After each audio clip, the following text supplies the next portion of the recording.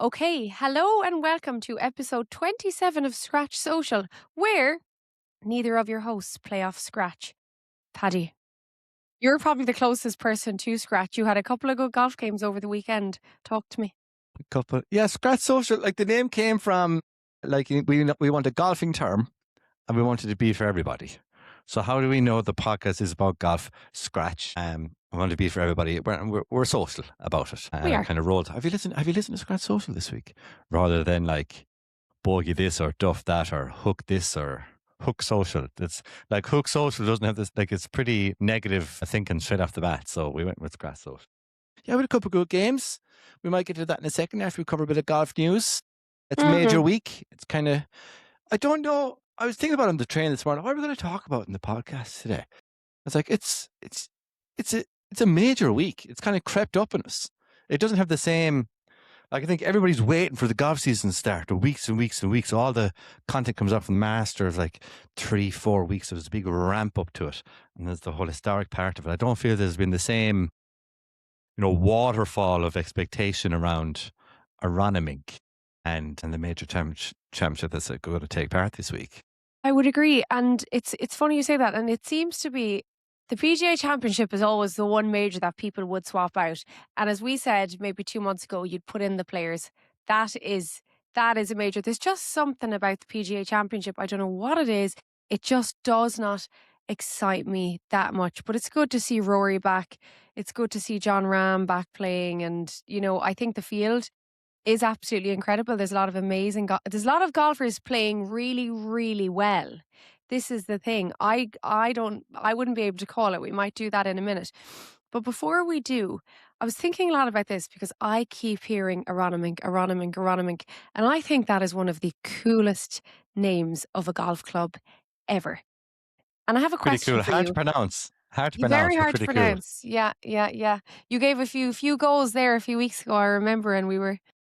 I it was was like having me and difficulty. hypothetical all over again. I am having difficulty. I actually drove past it a couple of times on holiday in New Jersey last month. So yeah, it was Nice. tough not to peek through the fence on that one. My question for you is, do you have a favorite name of a golf course? I would have to say Aronimink is one of the coolest. And I haven't heard actually any pundits or commentators saying what a cool name unless people hate it. So for anybody listening, and if you have any recommendations or ideas on the coolest golf course name or your favorite golf course name, let us know and we'll do a vote. But what is mine? Is it? I'm not going to Google or Claude or ChatGPT this. I love, because I've actually been there, Metedeconk in Yeah. New Jersey. Ian McDonald's director of instruction there. How's it going, Keelan? Metedeconk. Sick. And they call it the Conk, golf at the Conk. So if you want to look at one of the best practice facilities on the planet, go check out Golf at the Conk on Instagram. Let me think now. I like, that's really cool. We're not even thinking like cool logos like Duke's Yeah. logo or Waterville's logo and stuff like that with animals on. A really cool name. I like Michael Jordan's golf course name. What's that again? The Grove 23, but the 23 is in Roman numerals, which was his quad number, and he designed it around his own golf game. So where he misses, maybe I don't know what his miss is. Let's just say it's like a block right. There's no trouble ever in that part of a golf hole on his golf course because that's generally where he is. Wow. No high rough or anything. I'm trying to think Stream Song. Yeah. Now we're talking. It's a resort in Florida. That's Never been there. sick. Yeah. Stream Song. And then they've different courses. There's Stream Song Black and Stream Song Blue and Cabot. Cabot, I think, is like a golfer's old company, isn't it? Because they've Cabot Cliffs and Cabot Citrus Farms. That is Cabot one Citrus place Farms. I want to go to because those Satsumas or mandarins or whatever they are on that logo, I want one. That looks like a golfer's dream. Kind of like a new mini Pinehurst resort, I would imagine. Yeah, it's kind of modeled on that. Like what we did the weekend, golf trip. Yes, and snag in multiple rounds of golf in one place. It's a base. You don't have to go traveling around. So Stream Song, Cabot, and I thought of one there as you're mentioning. Will I tell you one I really like as well? Yeah, go for it. It is number one in the world. A cool name. Pine Valley. I think that is class. Yeah, that's pretty cool. Mm. That's pretty cool. The other golf course might come to name there, might come to the forefront of my name. Oh yeah, the Tree Farm. Oh, I never heard of that. The Tree Farm. So I followed Zach Blair, who was on PGA Tour for a long time, and his dream was to create this golf course. He designed it. He's the architect, Class. and he was basically on tour to, I believe, to afford to What? purchase this land and purchase this property. And I did know, I got in touch with like the Tree Farm Instagram account. I was like, it was before it was built, and they were putting out like course routing ideas. You know, it's kind of this, he built this whole community via the Instagram and socials and the website, whatever else. And there was Tree Farm merch before the course existed. That's a man with a Right. vision. I So love that. people were wearing Tree Farm hats and quarter zips before the gates were even like years. So you got like almost like crowdfunded the idea. Do you know what I mean? Along with winnings on tour and stuff. And I suppose maybe a couple of angel investors here or there, you would have to assume. But he used to share, or the Tree Farm account used to share like these possible course layouts. And it was all like hand drawn, Love all that. hand drawn schematics or layouts. I can just like, I DM'd the account and I was like, these are unbelievable. Like who does the and there's loads of really good content as well and ideas and logos and limited edition, this and that. And Zach Blair does it all. Zach Blair was the guy drawing the schematics or drawing the layouts. They're like, Wow. yeah, Zach does all that. Class. So yeah, the Tree Farm. So I'll narrow it down to Seminole and the Tree. And Very, very good. If anybody has any other recommendations, please let us know. And yeah, I must look up Tree Farm now, Paddy. But yes, back to our regular scheduled programming. How do we I've one more. I've one more, right? Yes. There's a baseball player, Mike Trout, and he developed a golf course called Trout National. Love that. So yeah, you can Love imagine what the logo is that. there. But yeah, there we go. So we've PGA Championship this week. We do. Again, in big week for Aronimink. golf at Aronimink. The one thing I always noticed about the PGA Championship, it kind of reminds me of the US Opens. They just make the courses so hard and so long. I've no idea about Aronimink. I'm looking forward to seeing them play this week, but I really hope the course beats them up. We just don't see that now, given the distance that a lot of them have. Very rarely in the last 5 years does it beat a player up. True. All I can say is it was one of the few clubs I didn't reach out to in could I please frequent your premises facilities? Because in that part of the world, they only open up in the middle of April. So they actually, the first people playing that golf course will be the pros by essence. They've had all winter to prep. They've had no play on it. So yeah, I would have to agree with you. I don't know what to expect. But I am interested to see, because there's 2 events, well, there's 3 events that the mere mortals of the golfing world can qualify for. So PGA pros can qualify through their own qualifying criteria to get to the PGA Championship. And there are 12 who have made it. And people might recognize one name. Is it Michael 12. Block? Michael Block. He made it again. Jesus, the Block Blocky parties. made it. Blocky made it. If he had Rory Shark game, he'd be world number 1. Do you remember that? Yeah. Oh, Remember that? If he had Rory's long game. But someone to watch, because he's a buddy of my buddies, Buddy Keelan's and Matita Conk, is Zach Haynes from Kentucky. So he went through the ringer, I believe, and played some outstanding golf right up until last week was when like the last final qualifying round. And the US Open, obviously there's US Open qualifying. I think that's happening this week, the longest day in golf. There's like 12 or 14 locations all in one day with X amount of spots going to qualify for the US Open. And then Open qualifying will obviously kick off in the next few weeks as well. But yeah, I am digging into the stories for the PGA Championships. I'm going to keep a track of the 12 or so PGA pros and see how they got on. It might be a cheeky bet on Blocky maybe, or our new guy, our new favorite golfer Zach Haynes to see do they make the cut. Definitely. That'd be a career achievement, wouldn't it? Yeah, it would. That would be amazing. Speaking of US Open qualifying, an Irish player qualified for the Women's US Open. That's right. Mahaffey. One of my faves. My God. She is one of the nicest people you will ever meet in your life. And she is She's so such a nice. grinder. and such a baller. I just think this is her fairy tale moment. I am so excited for her. To be honest, I didn't even know she was in US Open qualifying until I saw that she had made it. Normally I track a lot of what she does, but given that we were off on our mini golf holiday. Off Gallivant. Yeah, we were off the grid. We were off the grid. Off grid. People at work, yes, or work on Monday, right? Because this is got obviously on Wednesday. There's this big thing about, this exercise of everybody in the room stand up, right? There's about 300 people in the room. And then it was like to kind of set the scene for tech, and this isn't a tech podcast, but like it was, if you have not heard of AI or agents in the last 24 hours, even on your LinkedIn or the news, please sit down. And I was the only person in the room who sat down. I was at the front row because I was presenting. And the coordinator looked at me and said, "Why'd you sit down?" I was like, "I was in Donegal the weekend." And they're like, "Oh, okay, yeah." I didn't even have a Wi-Fi, let alone Very good. LinkedIn.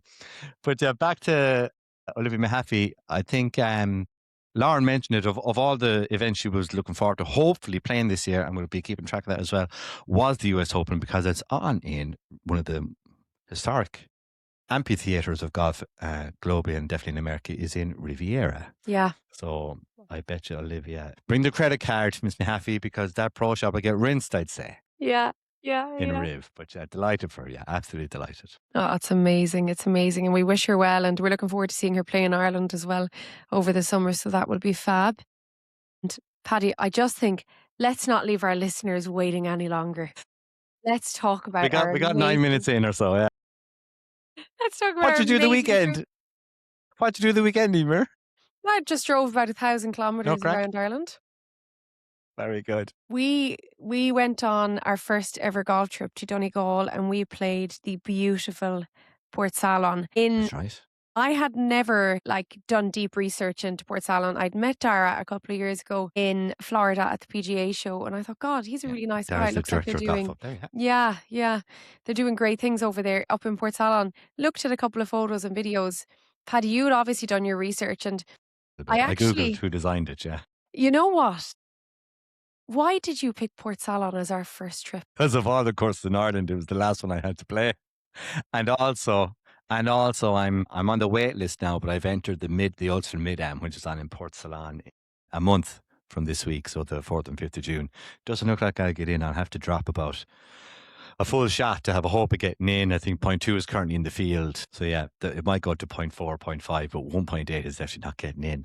So, but that's why it was in. Maybe I'll play in the Mid-Am, and I've not played there before. So if I do get into the Mid-Am, I'd like to have played it at least once before going up. And also on the Vias map. Yeah. The last stamp, really. Wow. The last stamp I have to put in. They're not all stamped because I've them all played bar one, and I need to stamp him again. I wasn't going to retrospectively stamp the Vias map because it arrived after I played like 80% of the courses, so I need to go around again. But that was kind of the second reason. And as on our underrated course bit, it's mentioned quite a lot in the comments. And when people ask me, which courses, hit list, or or you're asked, what courses are on your hit list, Portsalon has always been there. Or if it wasn't, like you need to put it on. Par 4 second is the best hole in the country, maybe the best hole, par 4 in the world. Yeah. On its own. Preach. So yeah, Dara took care of us. Thank you very much, sir.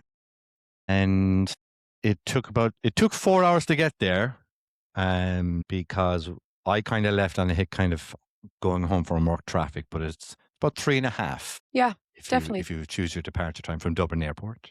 We spoke last week about what we were going to pack. What did you end up packing? Well, we went on for a long bit about hand warmers, and you should get a G-Tech, and you were on about you'd actually bought 80 of them, good value, €70, and I was like, get a G-Tech. But how'd those hand warmers work out for you, Emer? I forgot them. And I'm looking at them. Forgot them, folks. Forgot them. Best number one thing that she wanted to pack last week on the podcast, and forgot them. Forgot all 80 of them. Didn't even pack a hand warmer, not even a number. My God. And you know what? Especially for Ruth and Kira, who were helping us create the content, I could see that their hands were cold. And I was like, great, you know what, now I have the hand warmers. And anyway, it was a disaster, but that's it. That was We'll the only move on. disaster. I'm never going to forget them again. I'm going to buy myself a G-Tech. I will be giving hand warmers out to anybody who wants them because I have Yeah. loads. And Buying or selling hand warmers, Emer will take care of you. exactly. But gosh, like, So what'd you okay, end up packing then? What'd you end up packing, well, hand what did warmers I aside? pack? I packed 6 golf balls, even though I said I was going to bring 10. I had none by the end. What did I pack? My usual is just my jacket, my hat. I was actually really glad I brought a woolly hat because we did get a couple of seasons early in the morning. Golf clubs, golf shoes. I packed brand new golf shoes and took them out on my first. Actually, now I know everybody says it like don't break in golf shoes, but I was like, no, do you know what? Now I'm just going to wing it. I wear Echo golf shoes. I love them. I'll never not wear them. I would literally wear them walking to the shop, whatever, if I could. I just adore them. Now, I took a chance and I said to myself, no, I'll be grand. I'll wear brand new Echoes walking 18 holes of Portsalon. And boy, was that a mistake because the blisters that I have at the back of my feet, even today and yesterday, and I was playing golf over in London today and yesterday, and I suffered a lot. So it's a good lesson learned. And folks, no matter how much you trust a shoe, no matter how much you love it, just break them in. Well, like I said to your good self, I never have an issue with my favourite brand of choice with a FootJoy. It's all about getting the right size. Get fitted if you can. They are coming to Ireland in a few weeks' time. Oh, I will.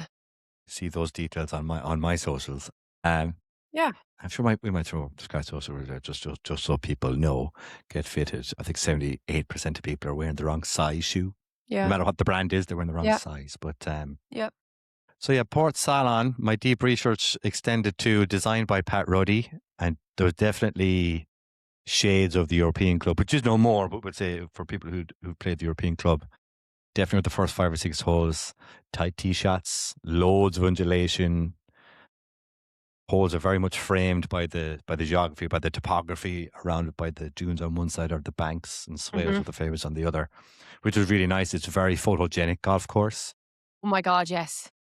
Very photogenic.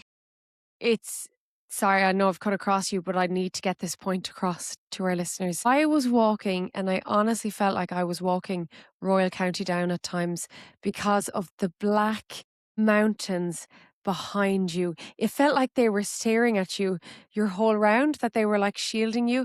I could not get over the scenery, Paddy. I honestly couldn't because the only times in my life I've been to Donegal, it's been cloudy. But when you get to the coast, and even if it is a bad day, the wind tends to blow the clouds over anyway. I don't think I've seen views like that. I honestly don't. It was incredible. Pretty good. And what's the name of the beach? Is it Ballythacker Beach? Fanad Peninsula, was that the... It's on the Fanad Peninsula. As you can see, we did great due diligence around what beaches were around. But so we've packed, we stayed locally. We went for a couple of drinks on the Friday night. We sure did. A couple of drinks, we sure did. We tested the local Guinness. Portsalon. Yeah, we tested the local The Guinness. stores. And I can We went to the confirm stores. the Guinness is great. Guinness was delectable. The Guinness was delectable. We were in the stores bar, and it's Ballymastocker Bay, Ballymastocker Beach. So we had a 10:50 tea time. There was some debate around when the tea time was it 10 or 11? But it was 10:50. Started with a 10, so I was right. You were wrong. Started with a 10. So yeah, I was the only one who went for a bit of a dip in the North Atlantic Sea on the Saturday morning at 7 bells. And by God, it's much colder than the Atlantic Ocean. I'll give you that much.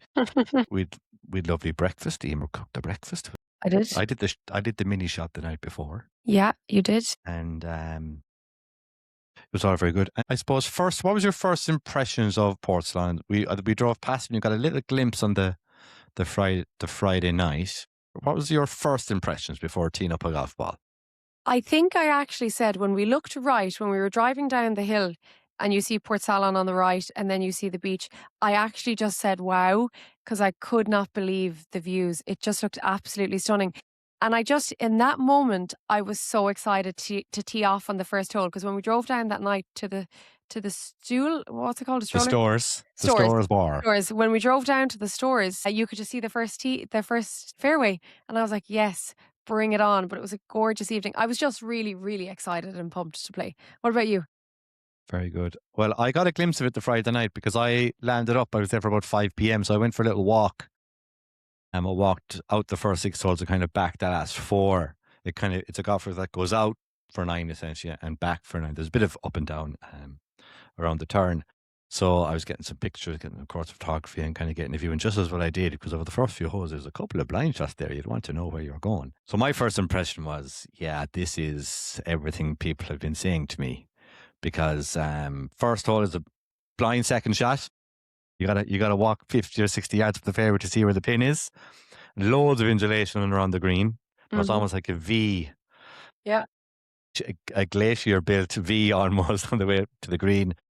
And then you walk 5 yards up to the second tee box, and it's one of the greatest reveals I've ever seen in golf. Because even from the first green, you can kind of see what's out there, but you walk up about 10 feet to the second tee box, and my God, it just blows the head off you. And visually. Can we talk about how I hit probably the greatest drive of my life on that second? I couldn't get over. I heard you did sneaky good golf game, and the handicap is 6, right? It was also the first time we'd played golf. Yeah. Doing this podcast 4 months. Yeah. And nearly 5 months. The first time we played golf. We know each other for nearly 5 years. Never played golf before. But the long game by Mr. McManus here is incredibly consistent. Almost like she'll just beat you down with the level of consistency off the tee, and scary long, because Emer played the whites alongside me, and I was a bit tight on the shots as well. We only gave you 3 shots aside. Should have been 5. But even with the 3 shots aside, we were all square. We were all square through most of the holes. Yeah. Yeah, we were. We played our own ball for 9 holes, and we scrambled. We finished. The scramble for the last 9. I had 2 shots on the front 9, and we finished all square. Well, there you go. And then we scrambled level par or 1 under for the back 9. Yeah, I was 4 or 5 over. So that, yeah. And you were getting shots. So for a golf course we hadn't seen before, were you you weren't 4 or 5 golfer. over on the whole 18 holes, my friend, because we had I know, yeah. multiple breakfast balls on the second. Yes, we did. Content. We did. But I need to just tell our listeners, your short game was some of the best short game I have ever seen. All your practice on Instagram that we all see at Lahinch, guys, he can Instagram walk the walk. He can walk the walk. Paddy, you had a rough start on the first 2 holes, and then the rest of the round, par, all day. All day. It was absolutely insane. It was really, really good to watch. Yeah, well, shout out to Mr. Ryan Gribben for the short game lesson that I actually put into practice and practiced, and it was nice to see the results of that. I have to say, though, I impressed myself a couple of times, to be fair. It wasn't like I'm unreal. I can't remember which hole. I think it might have been 6. You know, the really long par 3 where we let the boys from Stackstown and Portmarnock play through. Yes. Oh, your figgy sizzler. Right? No, like the original. So I went kind of front of the green left, up high on the hill. Yeah. So I had like a downhill, it was down around 12 feet, and the pin was at the other side of the green, and the green all worked away for me. And I was like, I've like a 1 foot circle I can land this in. So that's all I was looking at. And then hit it, land perfectly, rolled out perfectly into tapping. I was like, oh man, that was quite good. Paddy, all of your chips were amazing. Every time you chipped, to be honest, you had a tap, and I did not think your short game. I didn't think anybody's short game. Neither did I. Neither did I. I could have gotten up and down out of a bin, I'd say that day. It was so freaking good. It was so good. And there's a few things I took from your golf game. I really liked how when I was driving, you would always tell me where I should aim to finish the ball. So you'd say, the ball should finish at that grey house. Whatever you do, it's just finish there. Or it should finish where those people are standing. And that has changed like my perspective, because normally I'm like, where are you aiming? Just freaking, and I don't think about it. I just hit it. And then even with the chipping, when we scrambled on the back 9, I'm pretty sure it was 16 or 17. We came up short, front edge of the green. It was quite a long par 4, 16. And we were obviously both scrambling. I was chipping first. I was like, right, I'll give you the line. And you said to me, land it here. And I did. And it was just such a nice chip. Now, obviously, yours got closer in the end again. But I never, Paddy, the way I play golf, I don't think about anything. I just get up and hit it. But you can then see my faults. Because then my faults are I just sometimes lose focus, and then I could slice it right, or I could have a duff for. Do you know what I mean? There was no slicing going on. There was one occasion maybe you put me out to the right, but the way Portsalon helps a golfer is like actually most of the time if you hit the side of the fairway, it bounces back towards Yeah, the fairway. But yeah. it was only given when maybe asked upon, or like because we were scrambling, we kind of got competitive with our own score as a scramble for the last nine. I was like Mm. maybe giving some advice based on the previous 15 holes. I've felt it was okay to give you Yeah, advice. Like on the 16th green, it wasn't landed here. It was like, just aim this side of the flag, maybe on yeah, this part of the green, because this bit will make it bounce left and then it breaks right. It was just kind of, it's from caddying. I caddied yeah. in range Really for a good. long time.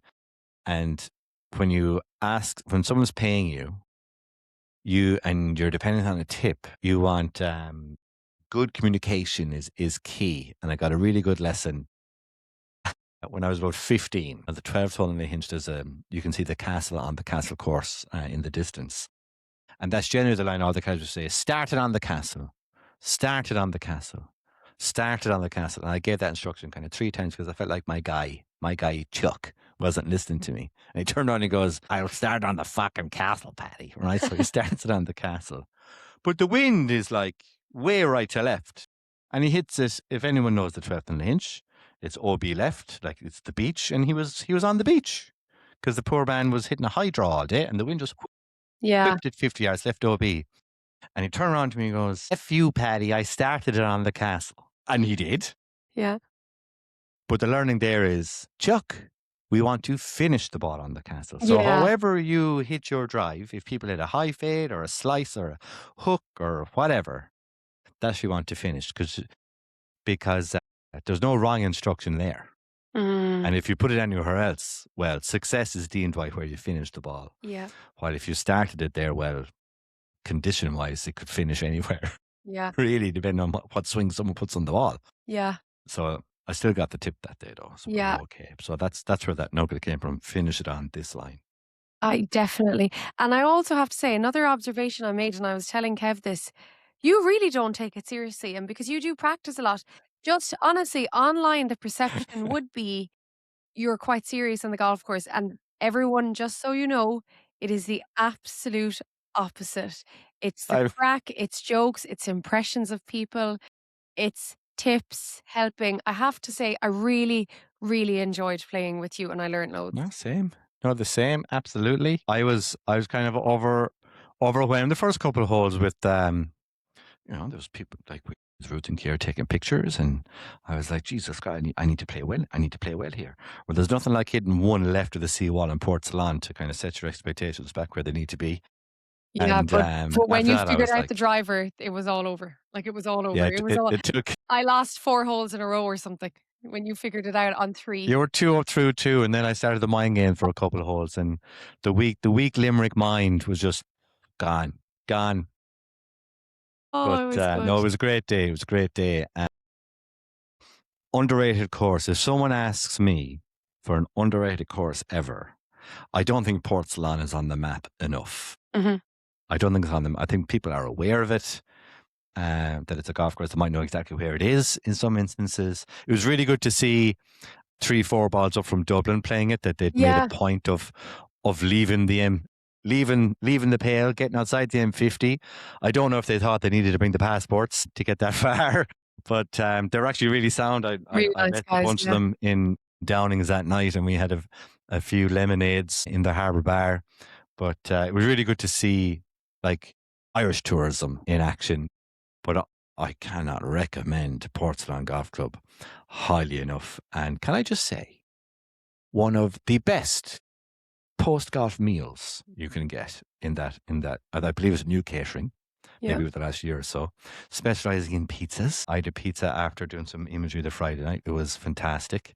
And I had my first ever chicken big chicken parmesan on the From chicken parm, very on brand. It's very big in New Jersey and in Aronimink. There might be a lot of chicken parms had this week, Yeah. but it was delectable. It was unbelievable. It was unbelievable. But I have to say a massive thank you to our supporting team in Ruth and Kira. So we'll be working on the content over the Yeah. next week or maybe even 2 weeks. You can all look forward to that. But I thought was really nice. And if you do need a bit of photography done, we might put their Instagram links below. I think Kira started doing it recently. But when we landed up, we were chatting with Dara. I was going in early to get food, to get orders in early because they were going back to Dublin. I was hanging around. You were going back home and such. But Kira had a couple of the images from the day printed off almost like wallet size photos. A really nice touch. So thank you very much, Kira. And Ruth, thank you very much for all the crack. And we celebrated Ruth's birthday. So happy belated birthday to Ruth. The stores are very good to us as well. And let us bring the cake in and gave us a couple smaller Maiwatties to have alongside it. Yeah. But so happy birthday, Ruth. And thank you both oh so much for a great couple of days up in God's country in Portsalon in Donegal. Definitely. It was so much fun. I said to the girls, it was the best crack I had in such a long time. Like Paddy, when we all met up, the laughing that we did, and even on the golf course, I watched some of the clips and I just love seeing the natural engagement between everyone. At one stage, like Ruth was filming and I was like, Ruth, what's the line? Because I'm not getting these lines right all day. And then she gave me a really good line and I actually sunk the putt. But look, we'll be sharing a lot of the content on socials over the next couple of weeks. We're doing a YouTube video as well. But just to wrap up the Portsalon piece, it is absolutely breathtaking, so beautiful. The welcome was so fab. The guys in the pro shop, Dara, the GM, absolutely lovely. Cannot recommend it enough. And just as Paddy said, like that area in Donegal can be your base. You can go to Portsalon, you can go to Rosapenna, you can go to these amazing places. And you can travel up from the south of Ireland. You don't have to hop on a flight to see some of the best views and the best golf courses in the world. Exactly right. And I have to say, we said it last week as well, to Claire, we won't say the surname, we don't want to inundate it, to Claire for her great advice and tips. We did go up and see the Fonnet Lighthouse. We did go to the stores. We did go to the beaches you recommended.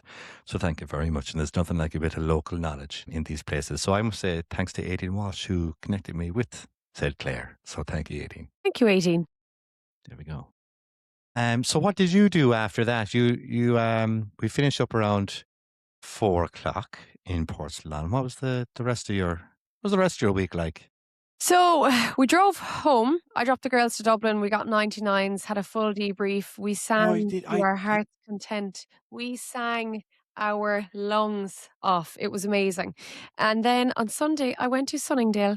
And we normally record on a Monday. This comes out on a Wednesday. Today is Tuesday. So I am literally just in the door from 2 days at Sunningdale. Had a ball. But guess what, Paddy? I drove it the worst I have driven the golf ball in my life. I played so bad. I had a club competition on Monday. I ended up with 31 points, I'm going to say. And then today I had an internal club match and I won that on the 17th. So happy about that. Winning. A win's a win. A win is a win. But Paddy, I was even honest to God. I said to Kevin, I got home, Paddy will not believe if I tell him like how bad I drove it because I drove it so well in Portsalon. Literally got all my drives for the year out of the way in Portsalon. So yeah, I went to Sunningdale. The weather was amazing. I sent you a photo today of the 10th. And so look, back to work now tomorrow. The usual shiz. And and you had another amazing Irish golf course experience once I left. I did. So thanks to Frank and John Casey, I got in touch with them in the week and asked could I do some imagery and stuff or a visit. So they're very, very graciously and very appreciative of making a bit of space for me on St. Patrick's Links on Sunday morning, 8:00 tea time. So there might be a little video coming out soon.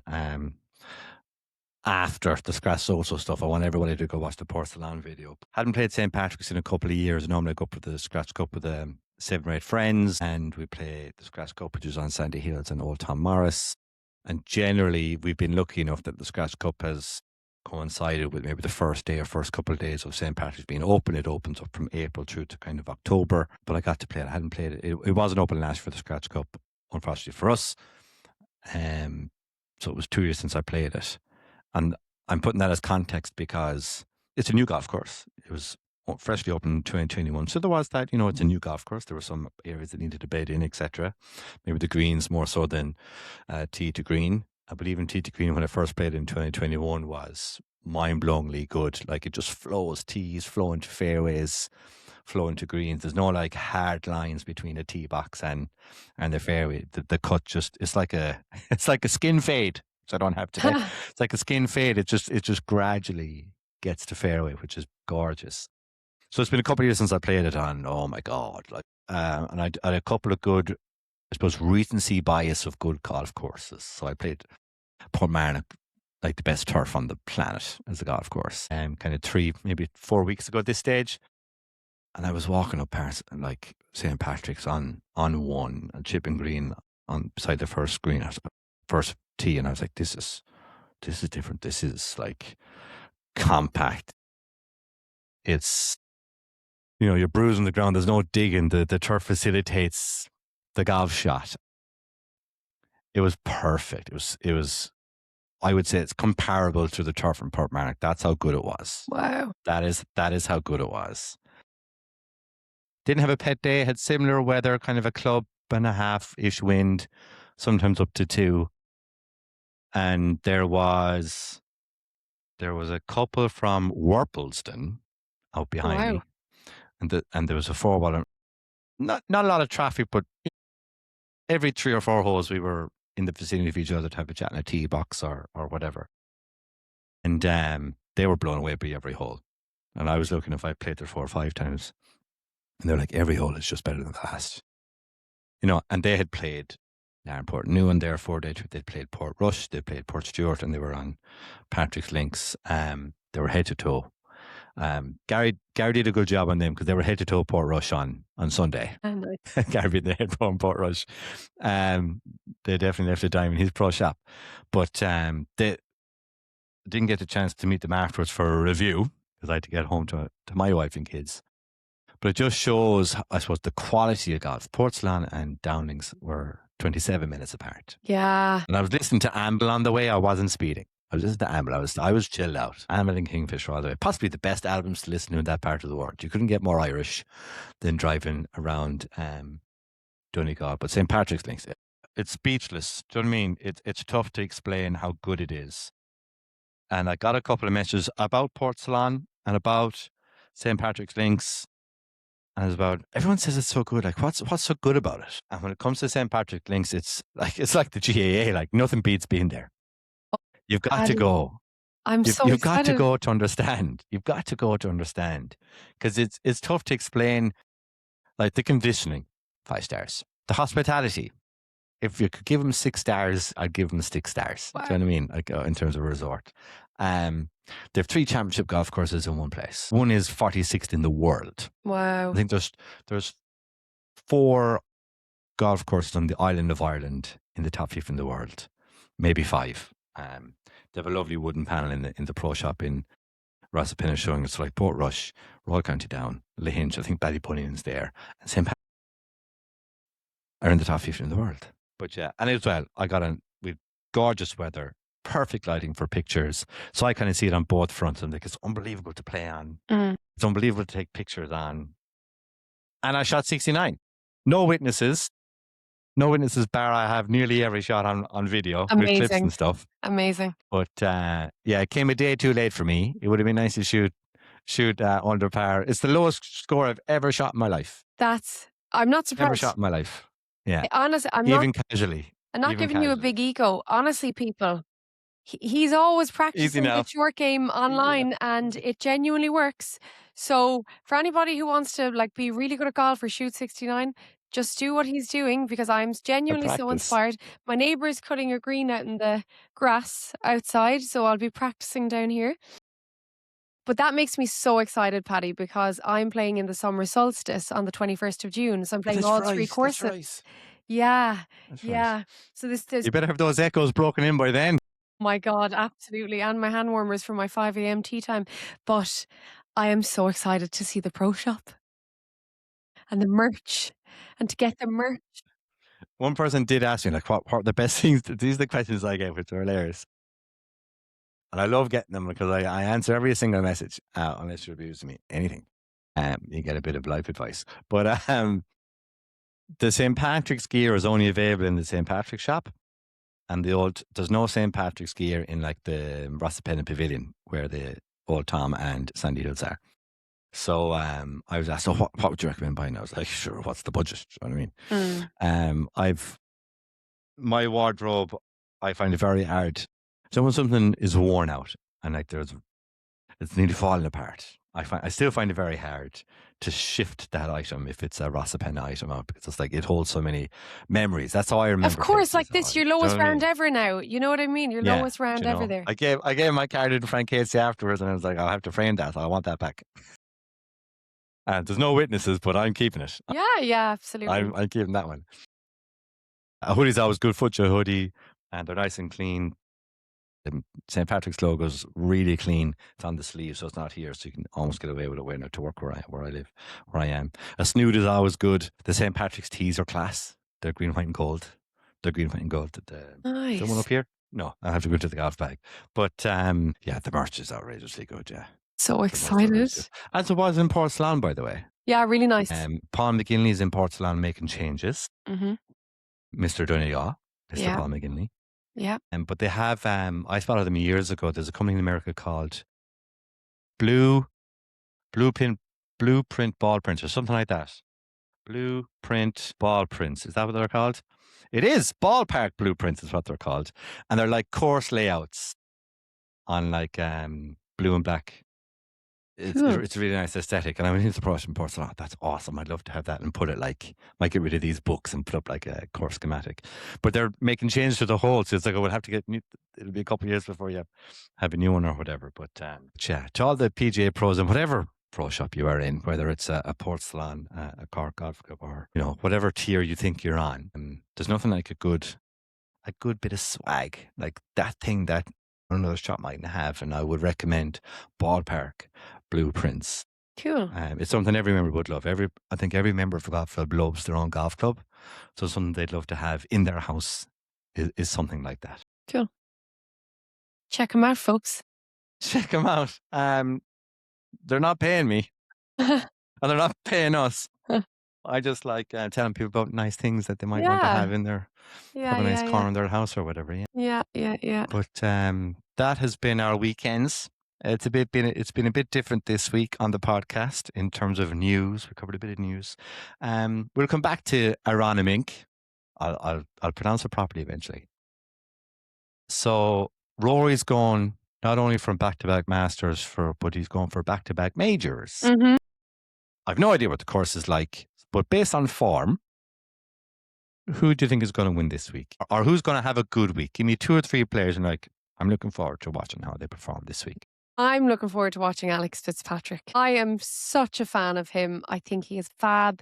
I think he is such a good lad, and his game is made for American golf courses. I have a feeling Matt Fitzpatrick is going to play well as well. Sorry, has Alex Fitzpatrick qualified for the PGA? Actually, he might not have. Let me see. You pick a couple more players and I'll do the due diligence and while here. I'm doing this, folks, subject to fact check, as always on this podcast. So I'm going to go with Matt Fitzpatrick. I think John Ram and Tyrrell Hatton are going to have good weeks. I think Tyrrell Hatton, every time there's a major, he pulls it out of the bag. So am I a fan of Tyrrell Hatton? No, not really. I just think he's a good golfer. And look, he's in. Alex is in. Okay, let's go, Alex. I think Alex and Matt Fitzpatrick will have a good week. And maybe a couple of the European guys as well. I don't know. It's hard to call. It's always kind of an American big dog. But yeah, I'd say John Ram, Tyrrell Hatton, Alex Fitzpatrick. They're the ones who I'm most looking forward to seeing. Well, see, I think the PGA Championship always throws up a random. So if you look at who's won the PGA Championship, Keegan Bradley won major. It's the PGA. He won it on a really hard golf course, didn't he? Like 20 under or something crazy. Don't ask me where. I think Chad Campbell, our guy on the coverage. What's his name? Yeah, so like randomers who have won. Sean Michael, David Thompson, right? His one win.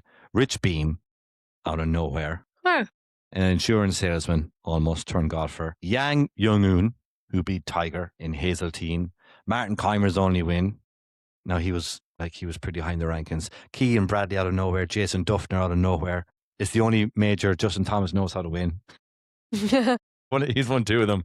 Do you know what I mean? So it wasn't really until like the last 4 or 5 years, I think they changed the narrative on what type of golf course they went to. They went to the Bethpage Blacks, the Oak Hills, Valhallas, Quail Hollow last year, Royal McIlroy Golf Club, and Aronimink in Pennsylvania. While before it was maybe not as extreme a golf course, but Justin Thomas, I think he's going to have a good week. He's back on the horse. he's trending, isn't he? Surgery. He's trending. Yeah, he is. He's trending. He's taking his time. My picks this week, it's hard to look past my new favourite golfer, Cam Young. Very hard to pass him. Like, he's featuring again on a weekly basis. He's not just a flash in the pan. The Ryder Cup really shoved a firecracker up that man's behind. Yep. I do like Harris English. Harris English, I actually watched him play a lot in the practice round when I was taking pictures at the Open last year. He's just so cool, calm, collected. Just hits this soft, long fade all day long. Super consistent. Is his ranking like 6th in the world or something like that? Yeah, scary. Yeah. So Cam Young, Harris English, and Ricky Fowler. Oh, I love Ricky Fowler. I'm a big fan. He's not won a major. He's not won a major. He almost got it done last week at the Truist. Missed a couple, but he was coming from behind. He was going for it. But the ball striking over the last, 9 to 12 holes at that golf at Quail Hollow from Ricky Fowler, considering it had the PGA last year, was like, this could be his week. Yeah. This could be his week. So they're my 3. From a European perspective, Shane Lowry. Nice. Go on, Lowry. He's coming under the radar. Nice. They're the cheeky picks. So let's see how they do. Let's review this next week. Let's definitely do that. Up and down of the week. Such a good segment. It belongs on a mug, Emer. What's your up and down of the week?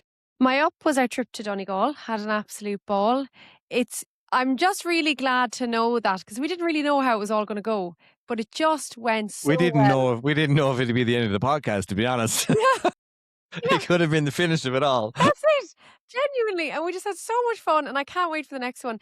And then my down was just how bad I played the last 2 days. But sure, look, it is what it is. What about you, Paddy? What is your up and down of the week? Well, I have a couple ups. One, career low round, even casually. And on my own, no witnesses. Does a bear shit in the woods? Did it even happen? Does a tree make a noise when it falls over? But yeah, that lived long in the memory in terms of some of the shots. And yeah, just to see some results from a bit of work on the short game area that is coming to fruition. So thank you, Ryan, again. And my down is I still have a bit of a tweak in the back. So when I warm, when I've done the mobility, you saw me do the all mobility Saturday morning. You know that I don't just walk the talk. But so I actually have physio today, the day the podcast goes out. So hopefully Ashton can take care of me. Hopefully I don't need the needles. But yeah, it's when I'm cold. It's when I'm like sitting down at work or sitting in the car, and I kind of, even if I move that way, it's like, that's sore. Yeah. So we just want to take care of it. Brilliant. Take care of it. Brilliant. But yeah, that's it. That's it for another week, folks. Thanks everyone for listening. Yeah. Give us your opinions. Where do they send the opinions team, or where do you prefer getting opinions? I love getting them in the DMs, but it's always nice to get an email. So maybe this week, email us on podcast@scratchsocialhq.com, and you can slide into the DMs on Scratch Social HQ, and look out for a couple of teaser pics of Portsalon this week on our socials. Absolutely. And let us know where we should go next. So our underrated course for the week is Portsalon. We went in a deep dive of it, but where should we go next? Where's a good stay and play, like a 1-day road trip or a 1.5-day road trip? I'll take the PTO from work. I get paid there, don't work there. No, I work very hard. There. But yeah, let us know where we should go. That's the end of this week's episode. From me, Paddy. And me, Emer. Take it easy. Talk to you next week.